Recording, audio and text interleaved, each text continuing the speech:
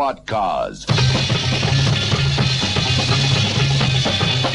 The story you're about to hear is true. Details are supplied from the official case files by the South African police. Only names and places have been changed to protect innocent people involved.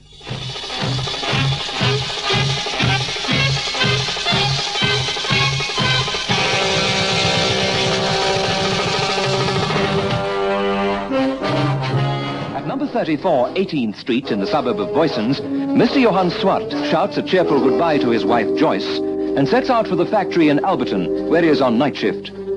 At 6:50 p.m., a light blue Danton saloon arrives at the house, collects Mr. Swart, and moves smoothly through the side roads into the main stream of traffic. The car swings off the main highway and parks outside a second-rate hotel in the city. The rather seedy lounge bar is still quiet, and the waiter is able to bring their drinks quickly. I better hang on to this 5 cents. I'll be needing it in a minute. Why didn't you phone from home? Would have been much quieter. Would have been too quiet and too easily traced if our friend just happens to get any clever ideas. You know, Harry, I'm not at all sure about this. What if he doesn't cooperate? I mean, what if he doesn't pay up? Could make things very difficult for us. Not as difficult as they'll be for him if he tries any funny business. Harry, have you ever done this sort of thing before? Are you sure you know what you're doing? Relax, baby. There's nothing to know. It's a piece of cake, and this is only the beginning. I won't be greedy. Just a little bit at a time to get him on the hook, and then wallop. We hit him big and hard. As soon as that's done, you can leave that lily-livered husband of yours, and we'll really hit the high spots together. Just you and me. How does that sound? Sounds fine, Harry. If it works. Of course it'll work. It's got to work. Well, order some more drinks, baby. I'm going to phone. Please be careful, Harry. Oh, for goodness sake. Anyone would think this sort of thing was dangerous. Believe me, girl, it goes on all the time. We're just getting smart, that's all.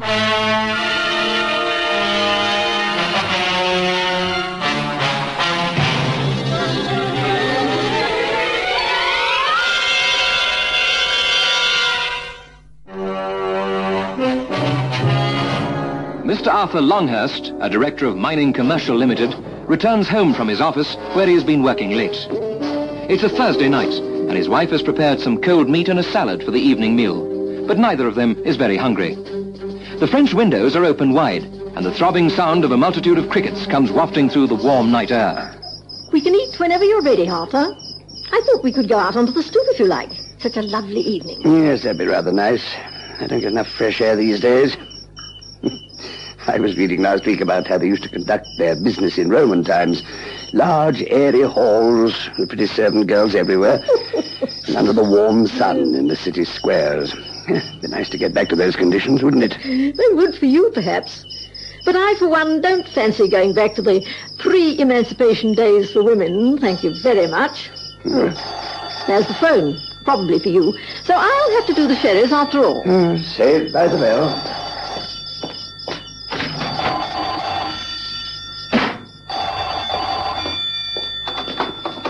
Hello, Longhurst here. Ah, Mr. Longhurst. I'm so pleased that you're at home. We've got a little business to talk about, you and I. Have we? What sort of business? Who's this speaking, please? Never mind who I am. The point is, I know who you are, and quite a lot about you as well. Far more than you think.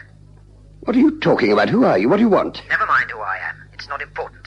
What is important is the fact that I happen to know something about you. Something I'd sure you'd prefer to be kept a secret. Come to the point, man. I haven't the faintest idea what you're getting at. Haven't you really? What a pity.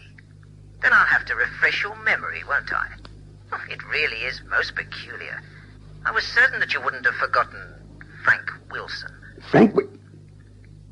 What about Frank Wilson? Oh, surely you remember him. He was murdered about, let me see.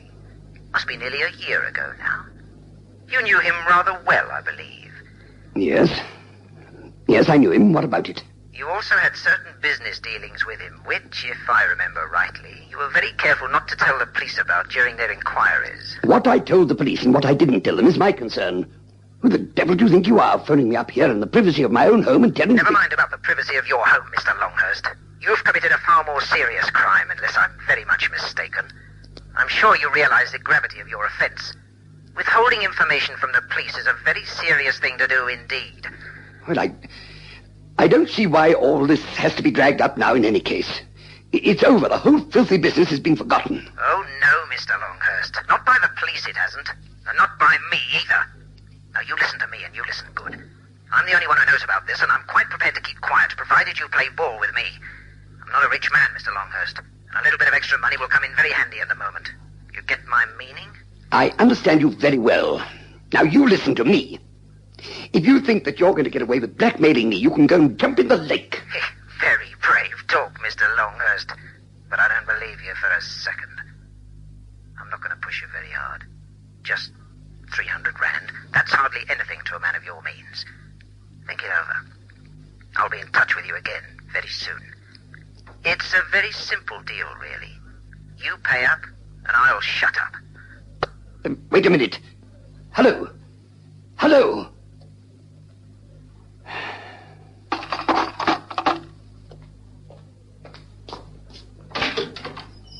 You had a good old chinwag there, didn't you?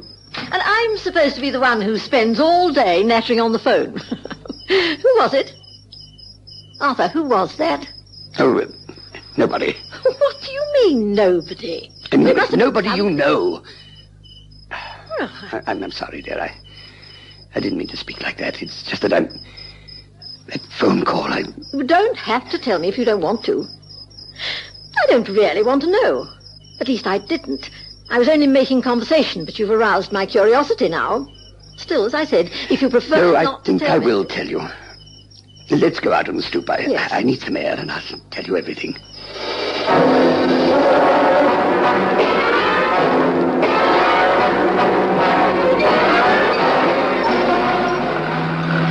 Are you sure it's going to work, Harry? Well, it seems so chancy to me. Of course I'm sure. Now just shut your trap, will you? Beginning to sound like a blooming gramophone record.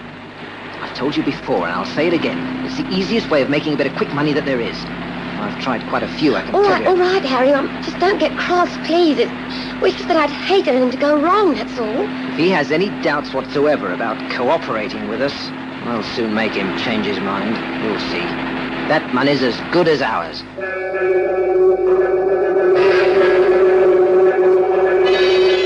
Mr. and Mrs. Longhurst continue discussing the whole matter of the threatening telephone call over supper.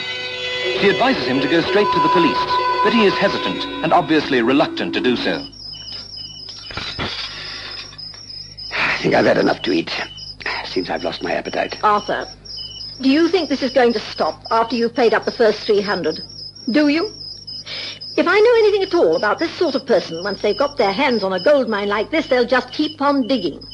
That 300 rounds won't be the end of it, Arthur. It'll just be the beginning. Well, you don't know that. They might stop if I give them what they want. Oh, if you really think that, then you're a bigger fool than I ever thought possible. Oh, and after 30 years, I know you're not that. No, you've got to stop fooling yourself, Arthur. You know that I'm talking sense, don't you?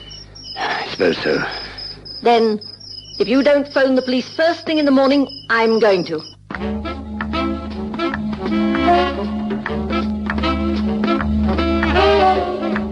September the 11th, 9 a.m. At Radio Headquarters Brixton, Police Constable Kent is on duty when the telephone rings. Police, Constable Kent speaking. Oh, good morning, Constable. My name's Longhurst from Mining Commercial Limited. Yes, Mr. Longhurst, what can I do to help you? I've been having a spot of bother with someone who's been making anonymous phone calls. I'm afraid he's trying to blackmail me into paying him a sum of money. Oh. I wasn't sure what to do about it at first, but eventually with my wife and myself, we decided that it would be best to report this matter. Yes, sir. I'm sure you've made the right decision, sir. Would you mind holding on for a moment, sir? I'll just put you through to Lieutenant Willis. To who? Lieutenant Willis, sir. CID.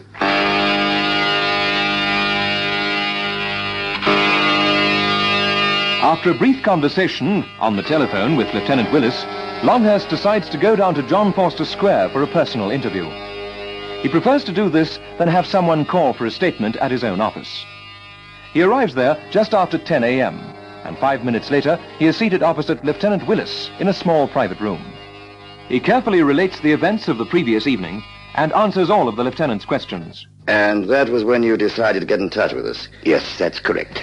Finally, Mr. Longhurst, I'm afraid that I must ask you whether or not there's any substance in this man's claim. Were you trying to hide something? Oh, you mean over the Wilson murder? Well, I already told you, Lieutenant, my only crime was to fail to report a dinner engagement with Frank Wilson on the night of the murder.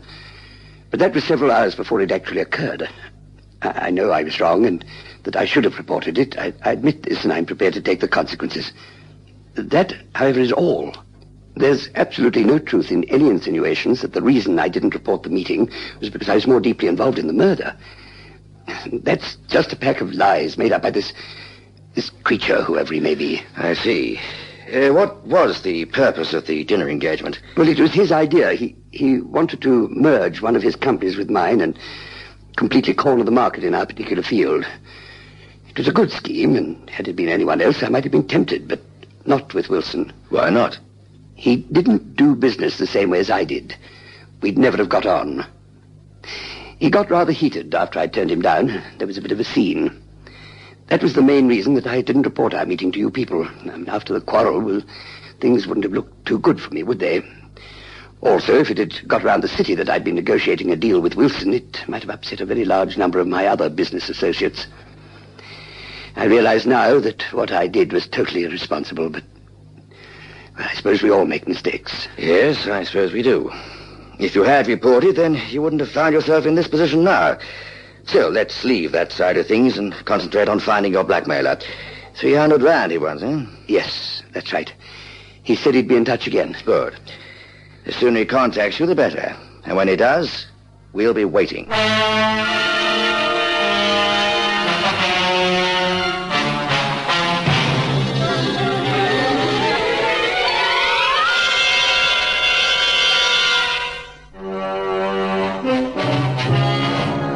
Arthur Longhurst leaves CID headquarters with strict instructions to contact Lieutenant Willis as soon as there are any further developments. The rest of the day passes uneventfully, and by 9 p.m. the following evening, he has still not heard from his blackmailer. That's right, Joyce, my old beauty. There'll be no problems at all. I've got it all worked out. Exactly how he must pay the money and exactly how I'm going to collect it. I'll phone and tell him the glad tidings in a minute. I'll bet he's delighted. They don't like being pushed around, these chaps. They're so used to giving orders, they get quite upset when someone else has the upper hand. What if he tells somebody? I mean, what if he even phones the police? He won't.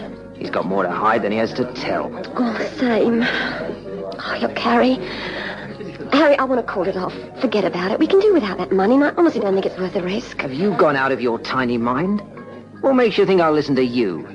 If I want your advice, I'll ask for it. But until I do so, shut up. Well, all right, go ahead. I mean, do it if you want to, but I'm not going to be involved. I'm having nothing more to do with it. Oh, yes, you are, Joyce. You're not going to be able to pull out now. You were in this at the beginning, and you're going to be in it at the finish. I'm not, Harry. I'm packing it in. You run out on me now, and I'll go straight to your husband. I'm sure he'd be very interested to know about your activities in the evenings when he's slaving his stupid guts out on night shift.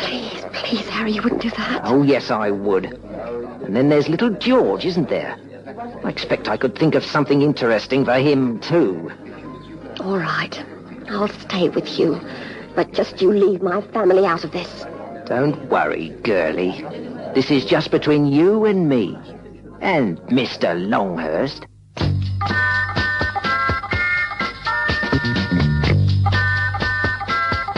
"10 p.m. At their home in Houghton, the Longhursts are about to take their customary stroll around the garden before turning in for the night when the telephone rings. Longhurst moves swiftly into the hall and answers it. Hello, Longhurst speaking. Hello, Mr. Longhurst. I told you I'd be in touch with you very soon, didn't I? You see, I always keep my word about everything. What do you want this time? I'm just phoning to finalize our arrangements. Now listen carefully. Do you know the road to Potch, the Vanderbilt Park Road? Yes, I know it. About 7 miles after the turnoff, you'll see a farm sign on your left. It's called a green triangle. You drive down that farm road for about half a mile, and you'll see a little fencing gate about 50 yards down a little track to your left. Are you with me? I'm listening. When you get there, you'll see a large brown envelope on the grass next to one of the gate posts. You place the money, which you must bring in used 1 rand notes, inside the envelope, and then leave immediately. Is all that quite clear? Yes, I think so. Thinking isn't good enough, Longhurst. And by the way, I'm sure I don't have to remind you to come alone. If you don't, there'll be trouble. Okay. I'll just run over your instructions again. I don't want any mistakes. Harry Taylor goes over the plan for delivering the money again and then rings off. He has no idea that his message to Longhurst is now triggering off a whole chain of other telephone calls, in which he is the number one topic of conversation.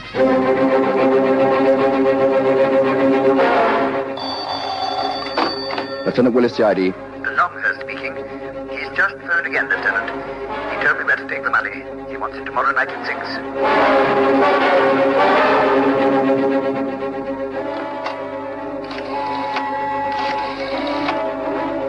Hello? Put me through to the chief, would you? There's something I want to discuss with him. Then try and get me Warrant Officer Banks.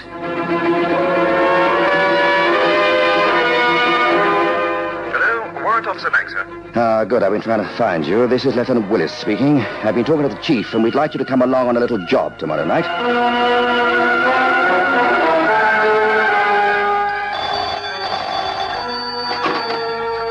Hello, Longhurst. Lieutenant Willis again. Mr. Longhurst, sorry to disturb you so late, but we'd very much like to come down first thing in the morning. I've got an idea for tomorrow evening, and I'd like to talk it over with everyone concerned. 9 a.m., September the 13th. Arthur Longhurst is shown into Lieutenant Willis's office.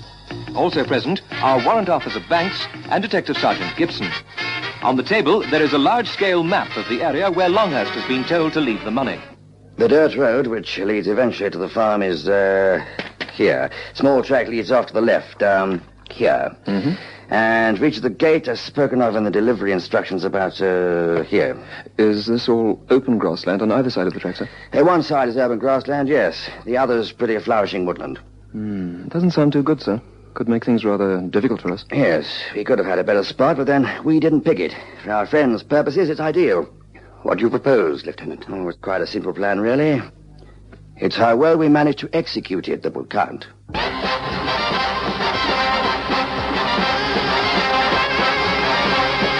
2:30 p.m. Lieutenant Willis and Warrant Officer Banks leave John Forster Square and drive out on the Potchefstroom Road. They reach the place of the intended rendezvous and conduct a quick reconnaissance of the area. They park their car some little way off and camouflage it amongst the foliage.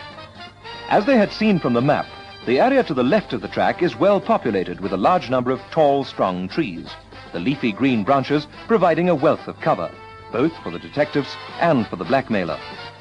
At 6 p.m., unseen by the hidden policeman, Harry Taylor and Joyce Swart arrive, park about a kilometer away, and take up a position from where they can survey the gate. All right, this will do. You can see the gate perfectly from here. Phew, why do we have to park so far away? I'm not used to all this walking, especially on this sort of ground. Safety first. That's my policy. If anything does go wrong, and I'm not saying that it will, mind you, just in case it does, then we want to be able to get away real smartish. That's why I wanted to park only just off the road.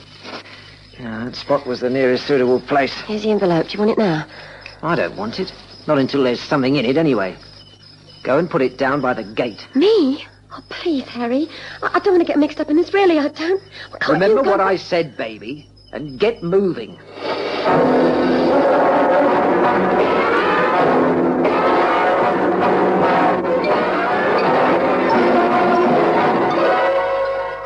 Where are you now, Banks? Over. I'm about 10 yards into the trees, almost level with the gate. I moved up a bit because the setting sun was right in my eyes. Couldn't see a thing. Over. All right. I haven't moved from my position. I think this is... Hey, there's someone coming out of the trees about 50 yards up from you. Can you see there? Over. Yes, I can. It's a woman. She's going to the gate, and she's got the envelope with her. Shall I pick her up now, sir, or not? Over. No. Don't make any sort of move at all yet. Longhurst didn't say anything about a woman. And we know there's a man involved. If you pick her up now, we'll probably lose him. Just sit tight.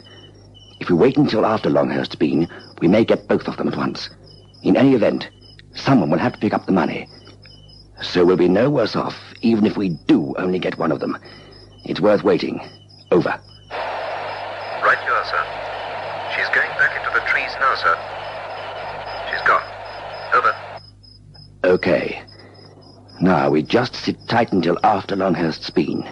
Just a few more minutes. 6:31 p.m. Arthur Longhurst, with Detective Sergeant Gibson well concealed on the back seat, turns his car onto the little track.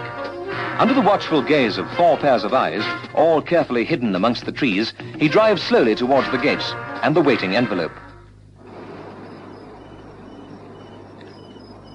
He hasn't got far to go now. I'm going to move a bit closer to the point where that woman went back into the trees.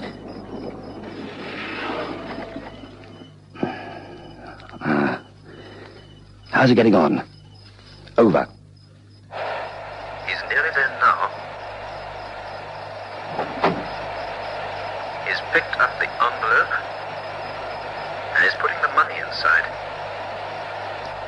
That's it. He's finished now. Putting the envelope back by the gate post and getting back into the car. He's turning around now, sir. Driving away. Over. Good. I've moved further up now. All we've got to do is to wait for the pickup. First theirs, and then ours. 6:58 p.m. It is very nearly dark, and still nobody has made any move to pick up the waiting envelope. Realizing that the dark will help the blackmailer, Lieutenant Willis decides to move in on the point where he thinks they may be. Warrant Officer Banks receives order over the walkie-talkie set to circle round and move in from the other direction. He has almost reached his objective when he sees a small movement from a dark shape silhouetted against the rapidly dimming sky. Somebody just ahead of me, facing the other way. Okay. Let's see if I can get a bit closer before I make my present. What's that? Who's there? I've got a gun! Look out, Harry! They're coming up with his way as well! Here we are! Now you're trying to run. Getting out of here! Look at him away! Look out! Come on, get out! Hey, stop! Stop or I'll shoot! No! Don't stop it! Not anymore! I'm shooting anymore. I have a better chance if I... All right, you stop. I'm going to stop into this. No good crying about it. It wasn't my idea. He said he hurt my little boy, and I tell my husband, and he threatened me. Wait a minute, just calm down. Pull yourself together. First of all, you can tell me who you are. And what's more important, who he is.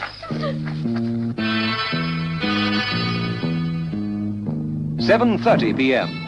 Warrant Officer Banks gives up the search for Taylor, and the 2 police officers take the girl, Joyce Swart, back to headquarters for questioning. She is very bitter at having been forced to act as an accomplice and tells them everything she knows about Harry Taylor. At 9 p.m., Willis and Banks drive to his flat in Brixton and let themselves in with a key they have been given by Joyce Swart. They wait there in the darkened room until 11:30 p.m., when a key is turned in the latch and the door swings open.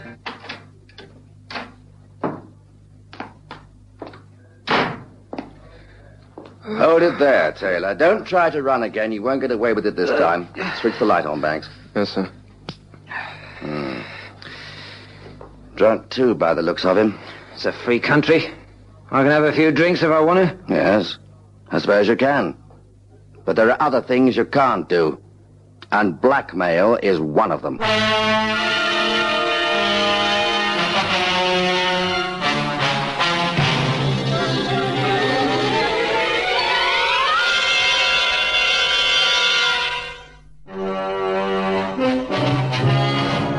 At the subsequent trial, Joyce Swart was given a suspended sentence of 1 year in view of her cooperation with the police. Harry Taylor was found guilty of attempted blackmail and sentenced to 3 years imprisonment. For being in possession of an unlicensed firearm, attempted murder, and resisting arrest, he was sentenced to a further 6 years imprisonment, making a total of 9 years penal servitude. They prowl the empty streets at night, waiting, in fast cars, on foot, living with crime and violence. These men are on duty 24 hours out of every 24. They face dangers at every turn, expecting nothing less. They protect the people of South Africa. These are the men of squad cars.